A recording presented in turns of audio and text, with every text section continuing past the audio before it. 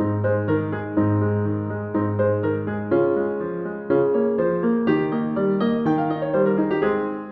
everybody. So this is this week's Rachel's holiday movie recap, and this is our third week of holiday movies for 2021, and we have some really fun ones to talk about. So we'll start out with Netflix, and they had this week Love Hard, which is a movie starring Nina Dobrev and Jimmy O Yang, and she plays a woman who goes and tries to meet the man that she thinks she's fallen in love with, and she's going to surprise them, but it turns out she's been catfished. And this movie, it has some fun things about it. It was better than I expected. You have everybody really trying to make a cute romantic comedy. The thing that I struggled with is just this basic premise of her being catfished and the way that she was treated. And I felt that hurt the chemistry going in. So if you can buy that their friendship and everything that kind of happens after that, and you combine to their chemistry, then I think you probably enjoy it. Certainly not the worst of Netflix rom-coms, but it wasn't my favorite just because of that premise.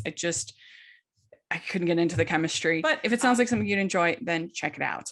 Also from Netflix, we had Father Christmas is Back, and this is a family comedy starring Elizabeth Hurley, Kelsey Grammer, John Cleese, and April Bowby, who I love. And it did have some funny parts, but this will kind of depend on what kind of holiday movie you like. If you're somebody who likes the family dysfunctional movies like The Happy Season, like The Family Stone, if that's your jam, then you'll probably enjoy this.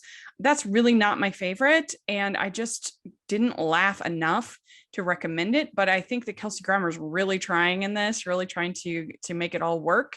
But there just wasn't that sense of heart, and you wanted something like this to kind of to get you invested, and it ends up being kind of stressful for me to see like these families in crisis, kind of a thing. So that's not my favorite style of holiday film.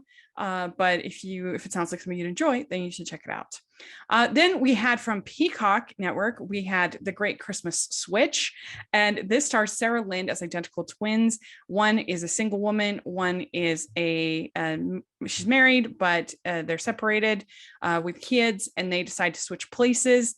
And I really enjoyed this. I thought this was funny. I liked this much better than the Candace Cameron Bure Christmas Switch, because this one, nobody knew. That one, everybody knew. And this one, nobody knows. And so it's a little bit funnier and more fish out of water. And I liked Sarah Lind a lot. She was really good. And so I enjoyed this one. I would check it out if you have a chance. Then we had on Up TV, we have Christmas with the Prince, the Royal Baby. This is the third in the Christmas with the Prince movies, and this is probably my least favorite of the three. I was really enjoying it up until about halfway through the movie, where the whole plot is that she comes over to the United States and she ends up going into labor, but she has to have the baby on the country soil in order for him to be an heir.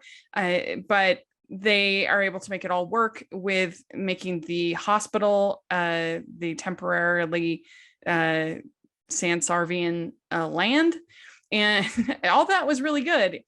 So she has the baby and everything's happy, and then there's a whole nother like hour of the movie at that point, and I don't know, I would have just kind of ended it when she has the baby, she ends up with twins. That was very exciting, and that's where I would have probably ended it. But if you're into the series, then you got to check it out. Then on Hallmark Channel, we had 4 movies, and they continued their win streak this last weekend. I enjoyed all 4 movies. You can check out my recap on Hallmark's podcast that I did with Elisa Lucas, and that was really fun. They had A Christmas Treasure with Jordan Sparks, Michael Xavier. Michael Xavier is so dreamy. He was really good in this. I thought it was sweet. I think it's very basic. It doesn't try new things like a lot of these other movies, but sometimes that's what I'm in the mood for, is a basic Hallmark movie. And it was cute, and it had a lot of food stuff in this one if you're a food fan, and you get to hear Jordan sing twice, which was really fun. Then they had Mrs. Miracle Christmas. This is a reboot of the Mrs. Miracle series. Then we have Doris Roberts. I got a chance to talk to the adapter of this, Nina Weinman, about what they were thinking with their approach to a new Mrs. Miracle. And you can't just plug in new Mrs. Miracle here and replace Doris Roberts. she is that Mrs. Miracle. So what we wanted to do was, this is sort of a different Mrs. Miracle. This is a new Mrs. Miracle. She's a little younger. She's a little brighter and cheerier. And Caroline Ray is fantastic. And incidentally, Caroline told me that Doris Roberts was her dear friend, and she is so honored that she gets to carry the mantle for her. This definitely is an emotional one. It's about a married couple and dealing with fertility and grief and struggles, but it was very heartfelt, and I think it worked. It was well done, and it was different enough that I think they were able to put their unique stamp on the Mrs. Miracle series. And Steve Lund, great. And Caitlin Doubleday also, I thought, did a really good job, and they had good chemistry. I bought them as a couple. So this worked for me. Paula Shaw plays her grandma that Mrs. Miracle is taking care of and helping her with her Alzheimer's. So that was good. And then we had Next Stop Christmas. This is a really fun movie starring Leah Thompson and Christopher Lloyd. And it's got a time traveling, appropriately so, a time traveling component where this woman played by Lindsay Fonesca, she gets on this train and she ends up having to experience her life and seeing if she had accepted the proposal of her boyfriend when she was younger, if that would have been the right thing to do. And I really liked Chandler Massey in this. He was nerdy, he was cute, he was fun.